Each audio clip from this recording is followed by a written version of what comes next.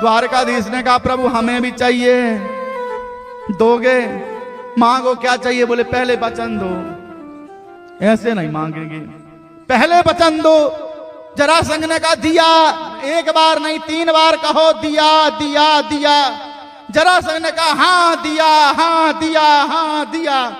और जैसे ही बार बार कहा कि वचन दिया, जो मांगोगे सो देंगे, जो मांगोगे सो देंगे, जो मांगोगे सो देंगे, तो भगवान ने धीरे से कहा जब वचन नहीं दे दिया है तो बाकी का सब दे दो।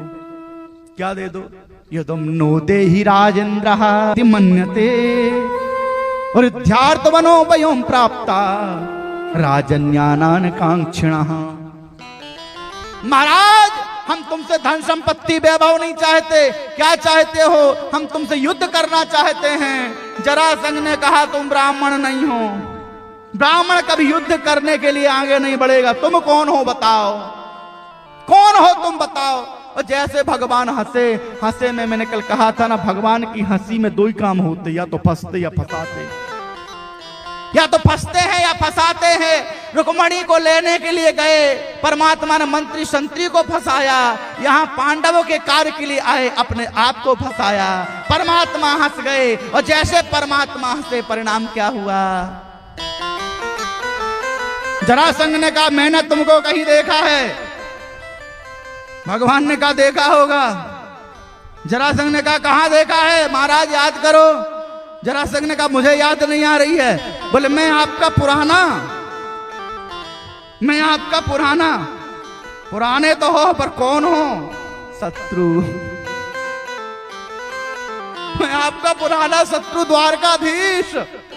जरासंध ने कहा हे राम, अगर ये द्वारकाधीश से दोबारा लड़ा तो जीते जिताए में पानी फिर जाएगा। अब लड़ने वाला नहीं हूं इससे। भगवान के सामने खड़ा है जरासंध। कहा देखो भाई हमारा नियम है। बोले कौन सा? बोले जो रण छोड़ के भाग जाता है उससे हम युद्ध दोबारा नहीं करते। तो तुम तो फेल हो। बगल में कौन है? बोले अर्जुन। अर्जुन देखने में दुबले पतले हैं लेकिन विशाल योद्धा है, इससे भी नहीं लड़ूंगा। कह दिया पतले दुबले व्यक्ति को पसंद नहीं करता। दाईं ओर भीमसेन खड़े थे, मोटे ताजे हैं। जरासंध समझ गए मोटे ताजे को तो कहीं से भी लपेट के धर दो। भीमसेन को पास कर दिया। कैसे किया? अयम तुम बहिषम तुल्यो नाति शत्मो न मे समा अर्जुनो न भवेत् युद्धा भीम तुल्य बलो मम।